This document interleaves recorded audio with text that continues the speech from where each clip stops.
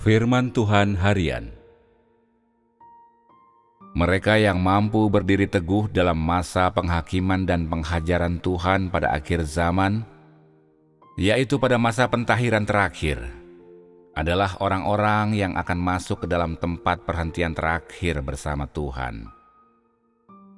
Karena itu, mereka yang masuk ke tempat perhentian semua pasti terbebas dari pengaruh iblis dan sudah menjadi milik Tuhan setelah melalui pekerjaan pentahiran terakhirnya. Orang-orang ini yang pada akhirnya akan menjadi milik Tuhan akan masuk ke tempat perhentian terakhir. Esensi pekerjaan penghakiman dan hajaran Tuhan adalah pentahiran manusia untuk hari perhentian terakhir. Jika tidak, seluruh umat manusia tidak akan pernah bisa mengikuti sesamanya atau masuk ke tempat perhentian terakhir. Inilah satu-satunya jalan agar manusia bisa masuk ke tempat perhentian.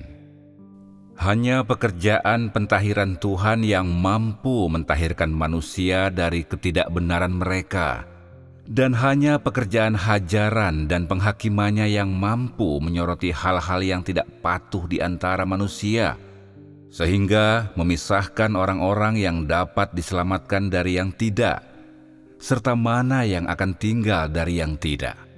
Saat pekerjaannya telah selesai, mereka yang tinggal akan ditahirkan dan menikmati kehidupan manusia kedua yang lebih indah di bumi saat mereka memasuki alam manusia yang lebih tinggi. Dengan kata lain, mereka akan masuk ke hari perhentian manusia dan hidup bersama Tuhan. Setelah mereka yang tidak bisa tinggal menjalani hajaran dan penghakiman, wujud asli mereka akan seluruhnya terungkap. Setelah ini, mereka semua akan dihancurkan, dan sama seperti iblis, mereka tidak akan diizinkan untuk bertahan hidup di bumi. Manusia di masa depan tidak akan lagi terdiri dari jenis orang-orang seperti ini.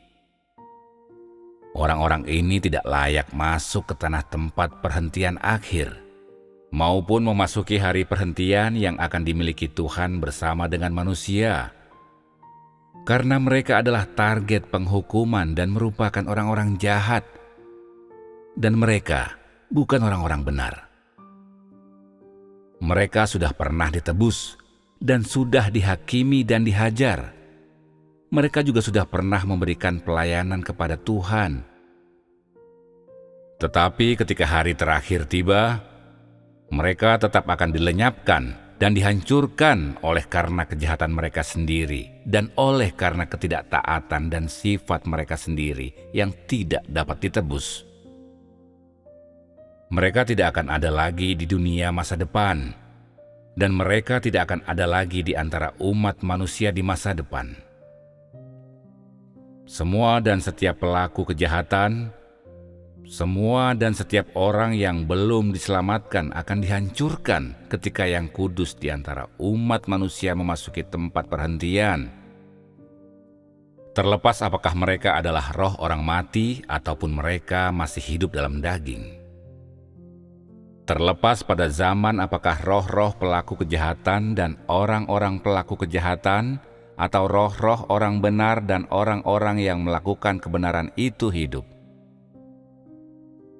Setiap pelaku kejahatan akan dihancurkan, dan setiap orang benar akan bertahan hidup.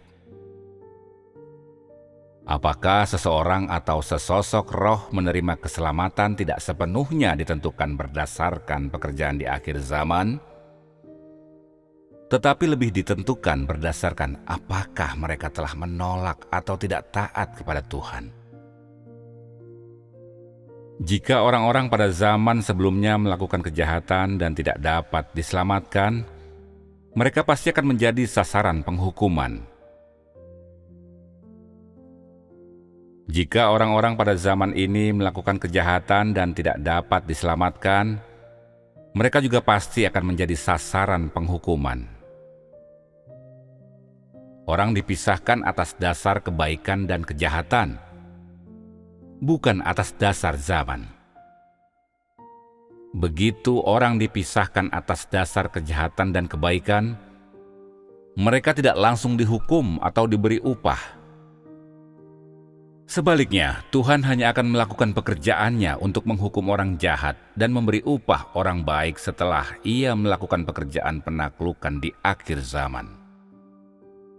Sebenarnya, ia telah menggunakan kebaikan dan kejahatan untuk memisahkan manusia sejak ia mulai melakukan pekerjaannya di antara manusia. Ia hanya akan memberi upah kepada orang yang benar dan menghukum orang yang jahat setelah menyelesaikan pekerjaannya, dan bukan memisahkan orang yang jahat dan orang yang benar setelah ia menyelesaikan pekerjaannya pada akhirnya. Dan kemudian segera memulai pekerjaannya untuk menghukum orang yang jahat dan memberi upah orang yang benar. Pekerjaan terakhirnya untuk menghukum orang yang jahat dan memberi upah orang yang baik dilakukan sepenuhnya untuk benar-benar memurnikan seluruh umat manusia, sehingga ia dapat membawa umat manusia yang sepenuhnya kudus ke tempat perhentian yang abadi. Tahap pekerjaannya ini adalah tahap pekerjaan yang paling penting. Ini merupakan tahap terakhir dari seluruh pekerjaan pengelolaannya. Jika Tuhan tidak menghancurkan orang jahat dan membiarkan mereka tetap ada, seluruh umat manusia tetap tidak dapat masuk ke tempat perhentian, dan Tuhan tidak dapat membawa seluruh umat manusia ke alam yang lebih baik. Pekerjaan semacam ini tidak akan sepenuhnya selesai. Ketika ia menyelesaikan pekerjaannya, seluruh umat manusia akan sepenuhnya kudus. Hanya dengan cara inilah Tuhan dapat tinggal dengan damai di tempat perhentian.